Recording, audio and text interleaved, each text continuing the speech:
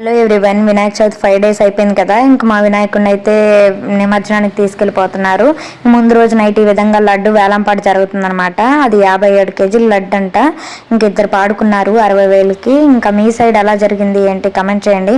Morning లేసేసరికి setup అంతా తీసేసి ఇంకా క్రేన్ తీసుకొచ్చి వినాయకుడిని అయితే ట్రాక్టర్లో పెట్టేస్తున్నారు. ఇంకా కాసేపు ఊరేగించి నిమజ్జనానికి అయితే తీసుకెళ్ళిపోతారు. ఇంకా చూడంగానే చాలా బోస్ అనిపించింది అనమాట.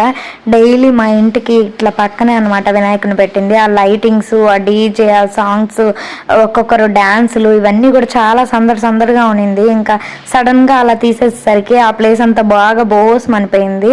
ఇంకా ఏం చేయలేం కదా, ఇంకా మనం చూసుకోలేం కదా అన్ని డేస్ అని అంటే. సరే ఇంకా నిమజ్జనానికి అయితే స్టార్ట్ అయిపోయారనమాట. వినాయక చవితి అని అంటే ప్రతి ఒక్కరికి కూడా బిజినెస్ అయిపోతుంది కదా. క్రెయిన్ కావచ్చు, ట్రాక్టర్లు, షామియానాలు, అందరికి ఎస్పెషల్లీ పిల్లలకి స్కూల్ కూడా ఉండదు. వీడియో నచ్చితే ప్లీజ్ లైక్